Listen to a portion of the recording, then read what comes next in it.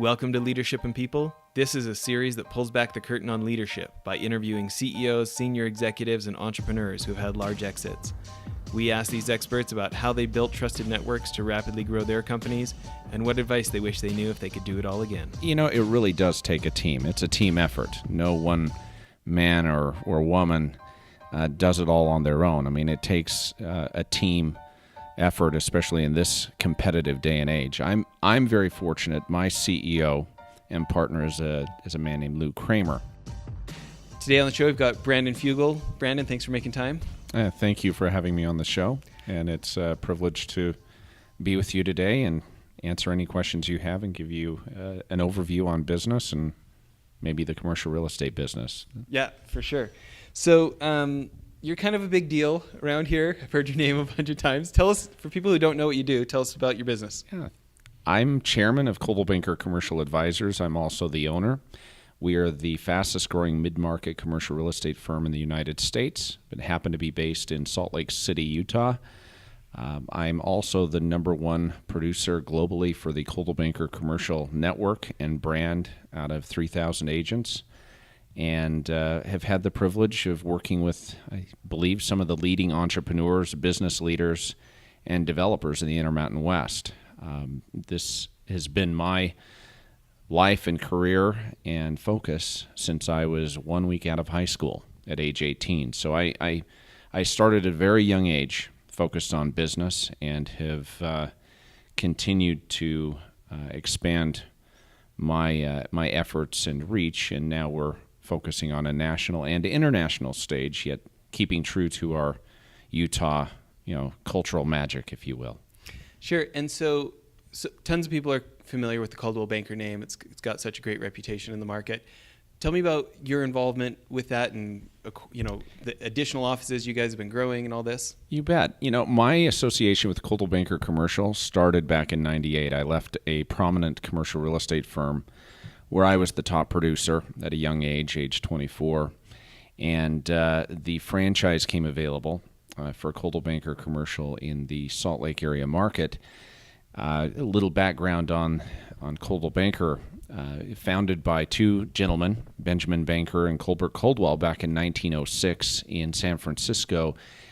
Coldwell Banker Commercial was the preeminent commercial real estate firm in really the world for decades. And there was a period of time when it was sold back in the late 80s to a group of investors that went and took the commercial enterprise public. It's now known as CBRE, which is a competitor to us. And there was a non-compete.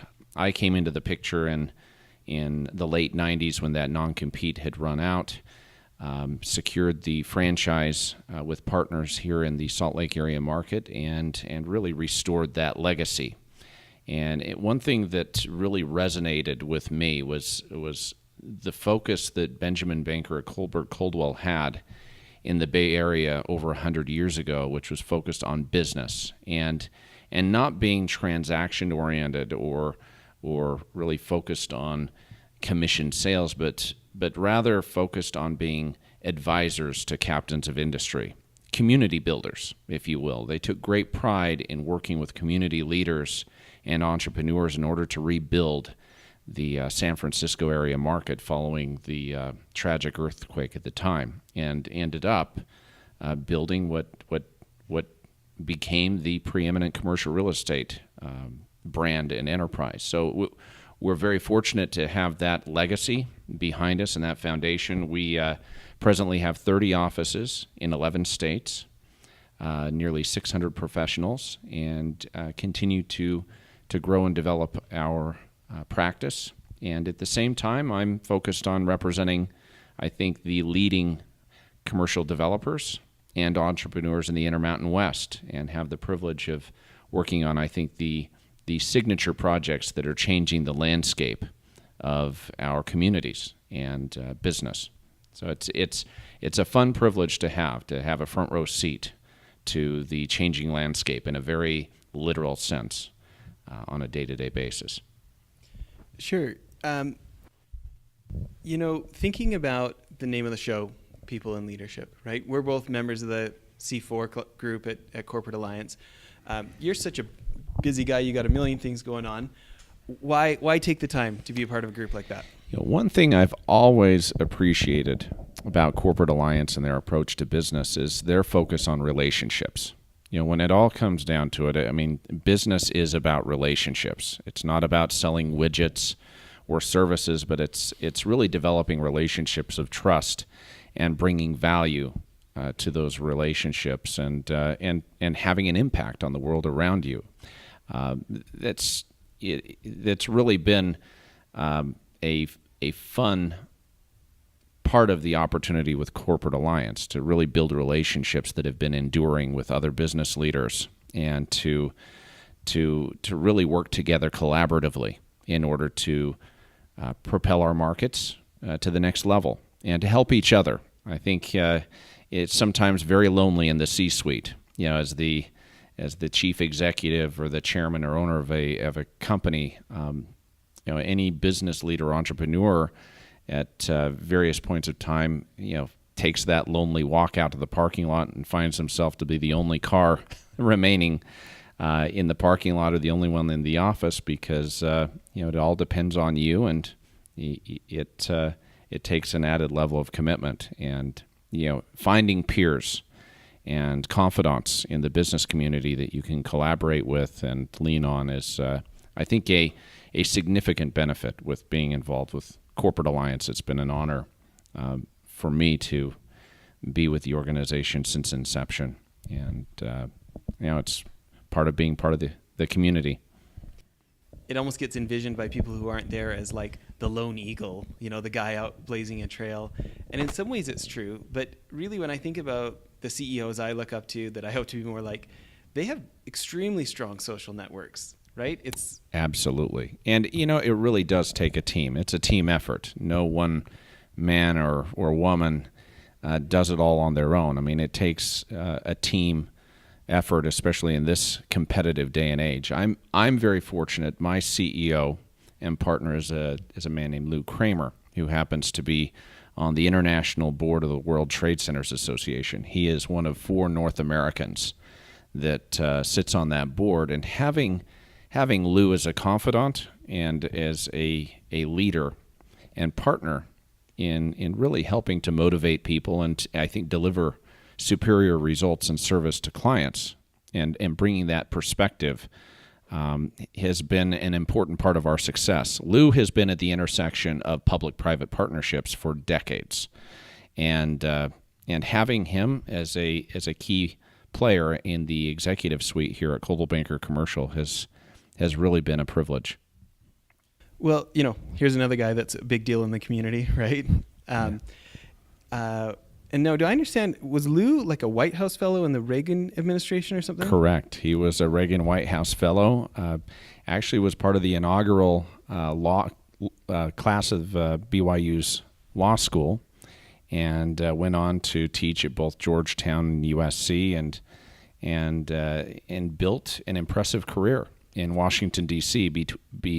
Before being recruited back by former Governor John Huntsman to lead the World Trade Center here in Utah, and really focus on prioritizing economic development here in the state of Utah.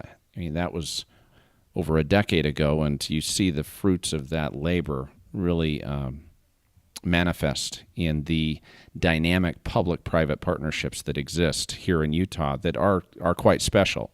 It is no coincidence that our market continues to be ranked in the top 2 or 3 by Forbes, Fortune, and others nearly every year. And it's really due to those public-private partnerships and that engagement, along with a number of other factors. And Lou has been really at the center of that arena for some time, and I think helped establish the tone and policy that has brought us to this exciting point. How many entrepreneurs are growing a business and they want to have someone like that to bring on, right? How did you build a relationship like that, or how did you get to the point where someone like that trusted you enough that they wanted to come in with you? Well, I think we had the opportunity to work together on various initiatives in the community that were economic development oriented. And I know of no other business that is more economic development centric than the commercial real estate business. In fact, that is what drove me into the commercial real estate business at age 18. Right out of high school. I found that commercial real estate was really a powerful career path that would afford me the opportunity to work with the captains of industry at a very young age. You truly can't be in business today and not have a real estate strategy. It's just like death and taxes. You can't escape it. If you're going to be expanding and growing as a business, you really need to have a strategy. And I think the opportunity to be a trusted advisor to those captains of industry and work with those companies from the garage stage all the way through to multi-billion-dollar IPO is quite exciting. We've seen a lot of incredible growth here in the Intermountain West. Here in Utah specifically, with some companies that are making national headlines right now, and it has been a lot of fun to work with those CEOs since inception, since those companies literally came out of the garage in many cases, and to see their very formidable footprint and impact on our communities. But it's working with community leaders and economic developers that has really helped us, I think, have a measurable impact on our business community. So thinking about people who want to get more involved in the business community and people who want to be able to build those kind of relationships, what kind of advice do you have for the rest of us of things that worked for you as you did that?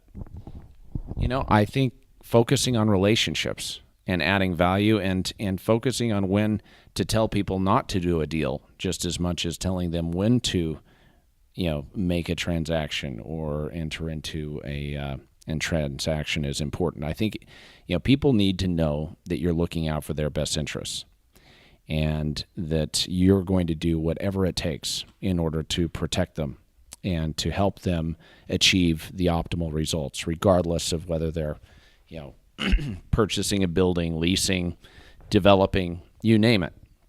And I think helping them navigate that very treacherous landscape, which can be quite costly at times, and helping them in so many cases save millions of dollars in the process that wouldn't otherwise be saved. I mean, that's really important, but it really does come down to relationships. This is a relationship-oriented business, and I think really putting the relationship first and foremost is key to success. It seems like that takes a certain amount of delayed gratification, though, to have long-term thinking, to not just be thinking of, as they're talking, we're calculating a commission check in our head, right? And to be invested in their success ahead of ours. People pick up on that, don't you think? Oh, they can sense it. People can sense when someone's just trying to get in front of a commission or trying to make a sale, and it's really a turnoff to the executives. But if they feel that you truly have their interests at heart, it changes the entire dynamic. It's funny, commercial real estate business is not an easy business. I made $500 my first year working full-time and going to school. And it wasn't until years into my career that I was able to finally see momentum and create the income that really made it worthwhile. But I think making sure you're focusing on really adding value as opposed to getting in front of a transaction is key. And people really gravitate toward others that are trying to add value and really looking to them to provide service. Where you're setting the example for 600 professionals, right? And you've got this team. I'm interested in any thoughts you have about helping with your, how does your leadership style help people have more long-term thinking? We live in this social media age. It's like a microwave society. We want it as long as it's fast, quick, and cheap, right? You've got a lot of people looking to you. What kind of things have you found didn't work, and what did you switch to that did work? Well, first, I think you have to help people see things from an abundance point of view as opposed to a scarcity point of view, that working together in teams will likely produce greater results, not only for you individually, but for the clientele. And I often see that 1 + 1 does not equal 2. It equals 5. It equals 10. And that's one thing that we try to encourage on a day-to-day basis is teaming and working together collaboratively in order to really produce, I think, greater results and to lead the market. Moving from there, I think, encouraging proper training and professional excellence, always sharpening the saw and never becoming complacent is key as well. I mean, our market is changing every minute. I don't think there's anything more dynamic than our current business climate right now with how much cloud computing and the internet has literally transformed and disrupted entire industries. I think keeping up on that and being on the bleeding edge of research and data and trends and being able to advise clients and help consult with them so they can hopefully get ahead of the curve is also key as well. Sure. What's some examples? Somebody else is running a firm. There's a CEO listening today, and they're thinking, okay, training is good, encouraging teams is good. What's an example of the way that works here? Well, in my case, we pull together really more multidisciplinary professionals. So, I mean, having a one-size-fits-all approach doesn't usually serve the clients well. So, encouraging people to specialize and then working to develop teams and groups of professionals that really focus on those areas of specialization. So, for example, I have a team that I work with and partner with here at Coldwell Banker Commercial that focuses singularly on corporate services and Class A office leasing, both locally and nationally, and has really honed their craft and is staying on the cutting edge of trends relative to office brokerage and the lease and sale of office buildings.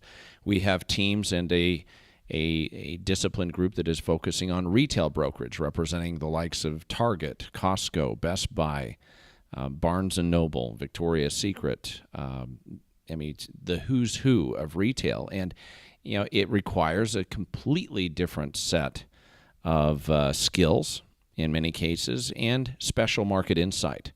I mean, anyone can put up a sign and wait for the phone to ring and circulate some flyers or put something on the internet when it comes to real estate marketing.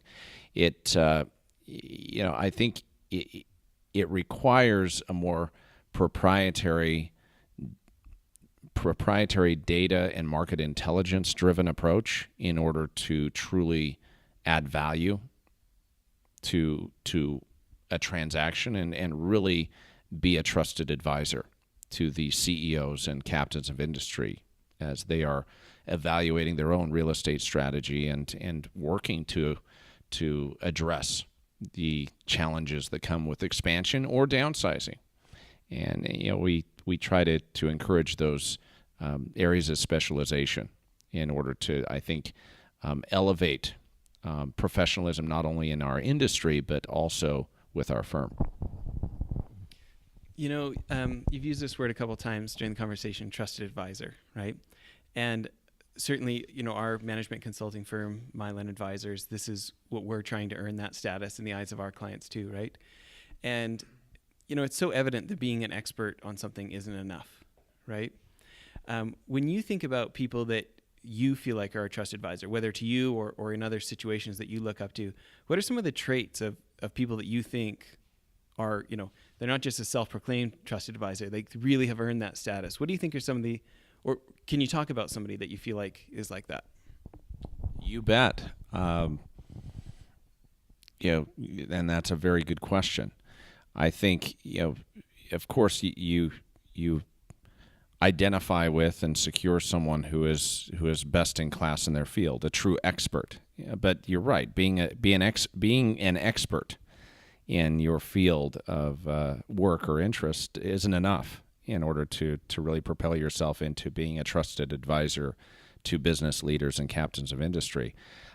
What I look for in a trusted advisor, and the examples I've had in my life, for example, my legal counsel. I've had very good legal counsel, and also accounting and tax planning counsel over the course of the last several years, especially as we have grown our empire nationally, and we've taken our dominance here in the Intermountain West and really moved that to a true coast-to-coast presence. Having an office in Manhattan and an office in downtown LA and as far up north as Anchorage, Alaska. Well, having a team of advisors that are actually putting their own self-interest at times to the side and really putting your interests first and being a confidant and helping you identify the potholes that lie ahead inevitably and helping you navigate around those is really key. But I think loyalty is it's tough to teach. It's tough to develop and bottle. I mean, sometimes it's either there or it's not. It's a character trait. But one thing I look for with my trusted advisors and the people that I surround myself with is real loyalty. You can teach people skills.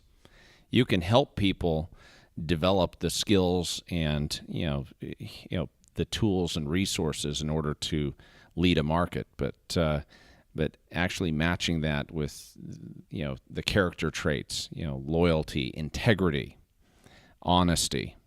I